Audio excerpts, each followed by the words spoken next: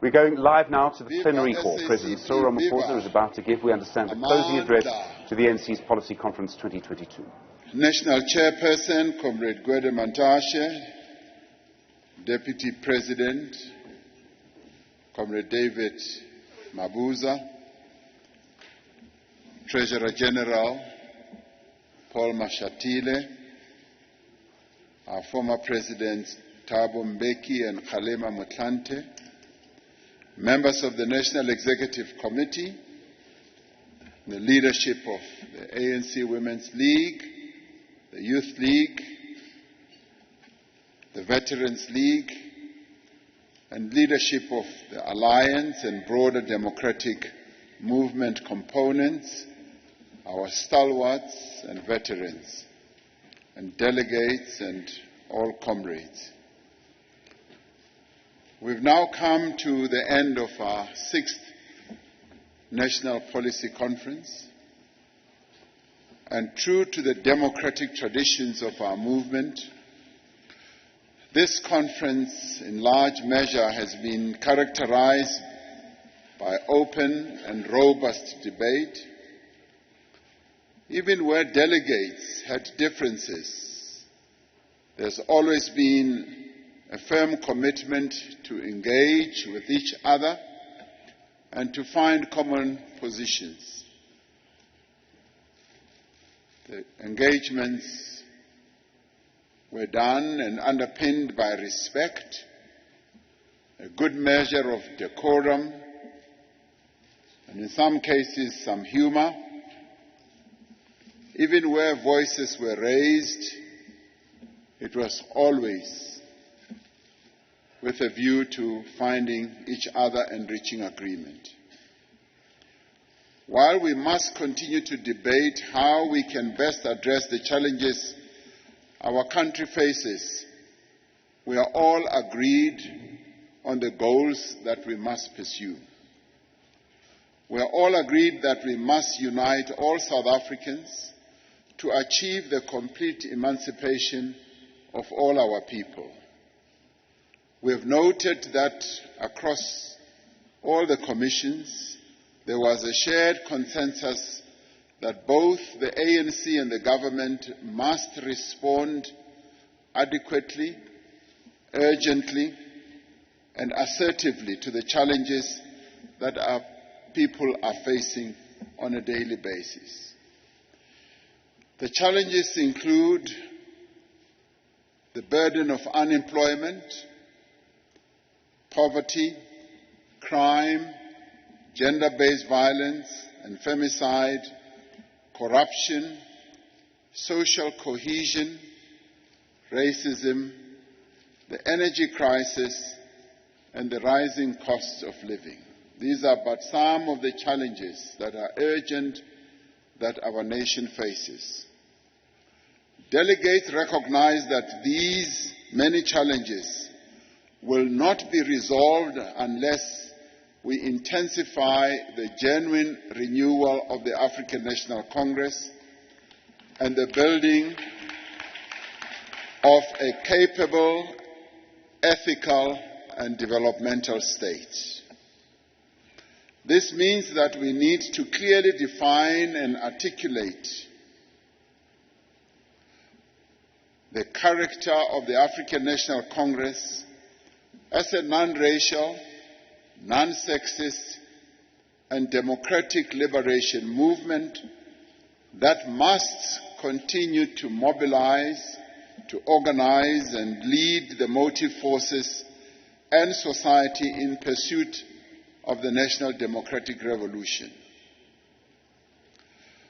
The renewal of the African National Congress therefore requires that we remain rooted as a movement amongst the people, and we must demonstrate a willingness to serve and make sacrifices, and must also be willing to acknowledge and address our weaknesses. Since our 54th National Conference, we have made important progress in implementing our resolutions on renewal and rebuilding, But we have recognized that at this policy conference that we need to act with greater urgency to implement the other resolutions as well, much as we have implemented a number. We have agreed here that the overarching framework for renewal needs to include, firstly, the renewal of the ANC's values and organizational culture and ethics.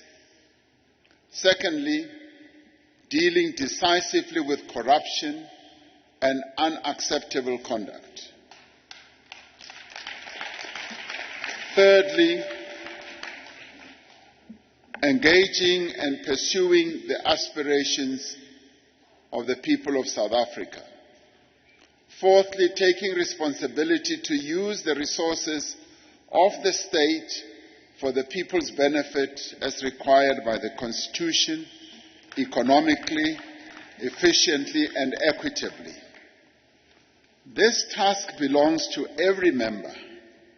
It also belongs to every leader, every public representative and every structure of the African National Congress. All the elements of our renewal framework need to be integrated into every aspect of our work in the ANC, in society, as well as in government. Policy Conference agreed that ANC branches should play a more active role in the renewal process and be well rooted amongst our people. This sixth policy conference has affirmed our fundamental position that the people must and shall share in the country's wealth. This policy conference has agreed that we need to undertake extraordinary and urgent measures to accelerate inclusive growth, create employment, and alleviate poverty. We have also noted with great concern the impact of the rising costs of living on South African families and have made a number of recommendations specifically on rising fuel and food prices. We have called on government to act urgently to support consumers and businesses at this very difficult time.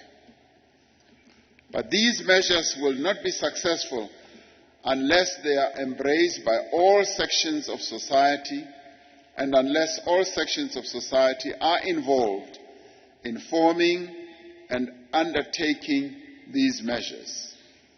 We are committed to build an inclusive and lasting social compact.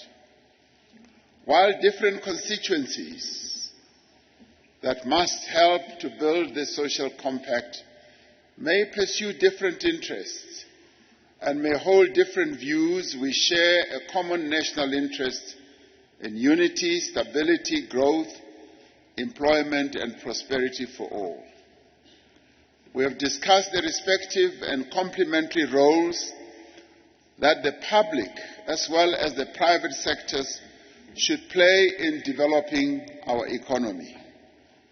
We have called for the state to be strengthened, for our state-owned enterprises to be stabilized, restructured and effectively capacitated to drive inclusive economic growth and social development. We have recognized the vital role of the private sector, particularly small business and the informal sector, including cooperatives. We have recognized that the private sector should continue to play a role in creating employment and other livelihood opportunities, and so should the public sector as well. And we have proposed a range of measures to unlock the huge potential of businesses of all sizes to emerge, to grow and to thrive. We have recognized that our economic progress requires a secure supply of affordable and sustainable energy. The conference endorsed the actions recently announced by government to improve the performance of Eskom's existing power stations and to add new generation capacity to the grid as quickly as possible. It has affirmed the need for a diverse mix of energy sources and a just transition to a low-carbon economy that ensures our energy security, protects jobs and livelihoods, and does not compromise our industrial development. Expanded infrastructure investment should be accelerated to play a critical role in providing basic services to urban and rural communities and also improving South Africa's overall economic performance. We must use available means, including the new expropriation bill, to accelerate land redistribution. As the delegates to this policy conference, we are determined to achieve gender equality in all areas of life, starting within the ranks of our own movement, in every structure and in every program and in everything that we do. As the African National Congress, there must be parity. We have agreed that this is everybody's responsibility, and it's not only the responsibility of women. As part of this, the empowerment of women economically, politically, socially, and culturally must be one of our foremost priorities. Among other things, conference has urged the application of an overarching equality legislation and using procurement more effectively to empower women economically. And this is all set out in the reports that are going to be circulated from the various commissions. We are all agreed that all South Africans have a right to live in peace and security, and that no one should live in fear of crime, violence, or abuse. We are committed to work together to end all forms of violence committed by men against women and children. All delegates to this policy conference are agreed that the development and empowerment of our youth is vital to the future of our nation. We have agreed on the need to intensify our efforts to provide young people with quality education and relevant skills, to expand the various programs that bridge the gap between learning and earning, and to use all available policy instruments to encourage businesses to hire more young people. We are all agreed that every person in this country must, without exception, have access to quality education, decent health care, housing, water, sanitation, electricity, and safe as well as reliable transport.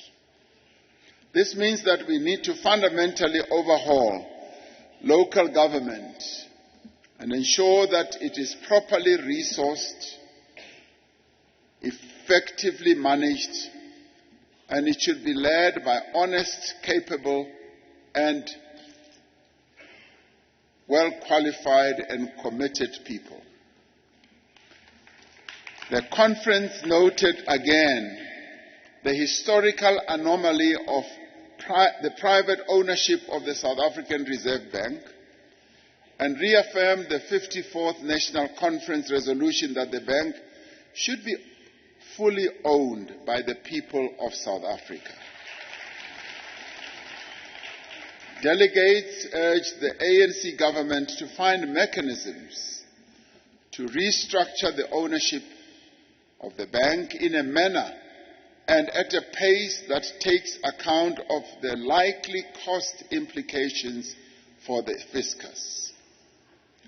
Delegates also urged that the process for establishing a state bank should be accelerated.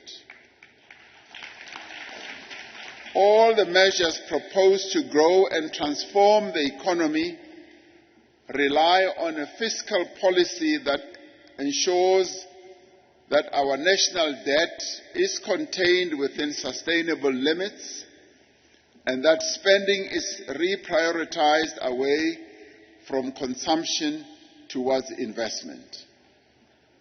In this way, we can align our fiscal policy with our industrial policy, which should focus on rebuilding and broadening our industrial base.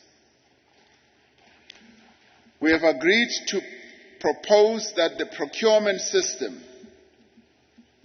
should by law be more open, more transparent, building on the initiatives for greater public access to all tender information. This conference has demonstrated more clearly that, more than ever before, our common commitment to rid our organization of factionalism, patronage, and corruption, and to renew and to rebuild our organization is quite an urgent mission.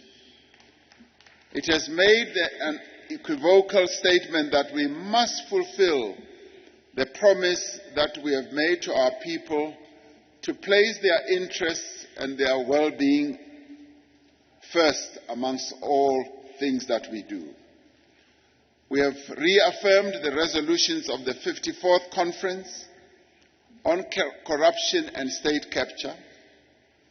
The overwhelming view of the Policy Conference is for the retention of the step-aside provisions to enhance the integrity of the movement and its leadership. Conference also noted that there are strong concerns on the perceived lack of consistency in the application and implementation of this policy. Conference agreed that these must receive urgent attention so that the application of the guidelines is impartial, is fair, and is consistent. Delegates have affirmed the ANC approach to the report of the State Capture Commission and have urged that the findings and recommendations of the report form the basis of a society-wide effort to tackle corruption in all its forms. Over the last 3 days, through intensive and thorough discussion, we have developed a series of policy proposals on how to achieve our revolutionary objectives. Some existing policies have been affirmed. Some have been refined, and some have also been changed. These policy proposals will now go to the structures of our movement for further debate before being placed before the 55th National Conference for consideration and adoption in December. Let us use the next few months to build our branches through political discussion, as we have done over decades, whether in our mass formations, as we have done also in exile, in prison. Let us turn every branch meeting into an umkhabulo session. Let us broaden discussion of all these policy positions, and as it was said earlier by Comrade Jeff Hadebe, the reports are going to be consolidated into a publication, and all that will be sent to all our branches for discussion. And let us use these meetings, comrades, to deepen the political consciousness of the hundreds of thousands of ANC members so that they may lead the fundamental renewal of our movement, because we do believe that as we discuss all these proposals, through that we will be deepening and broadening the renewal process. This policy conference does give us hope for the future of our movement. It has sent a clear signal to our members, our supporters, and indeed to the people of this country, whatever our challenges, whatever our shortcomings, the ANC is alive.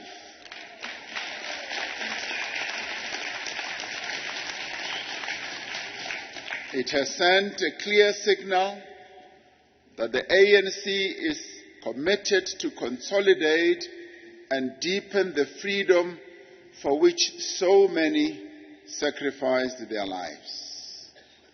This conference has made plain that the ANC will continue to direct its attention and its significant capabilities towards serving the people of South Africa, particularly the poor, the working class, and the vulnerable. This policy conference gives us encouragement that yes, the renewal of the African National Congress is unstoppable.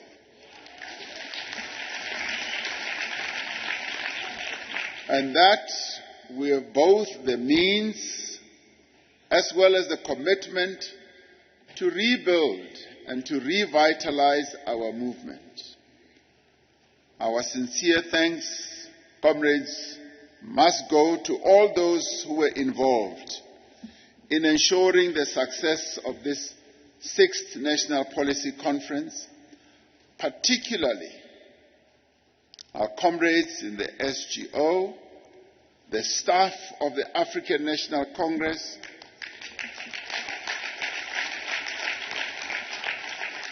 who have borne the brunt of the ANC's financial challenges and difficulties, but who have had time and again, have also demonstrated their commitment to the cause of their movement. And we must thank them sincerely. This conference has determined in virtually all the commissions that the resolution of the challenges, financial challenges that the staff of the African National Congress is facing right now must be addressed as a matter of priority. I wish to thank all the comrades who have been involved in the preparations of the documents, as led also by Comrade Jeff and the others who worked tirelessly to make sure that indeed we do have this conference and that the discussions took place as they did. I wish to thank all of you delegates to this conference, the representatives of our alliance partners and our other formations. This 6th conference has effectively prepared the path towards the 55th National Conference of the ANC. Let us now go out to our branches, to our communities, and to all social formations to report on these deliberations and to work together to decide the direction of our movement and of our country. As they say, the African National Congress is the way to go. And indeed, this is the way to go. So, comrades, I wish all of you as delegates and all others who've been here safe travels as you go home to your various places until we meet again in December. The ANC lives, the ANC leads, and our struggle continues. Thank you very much. Amandla!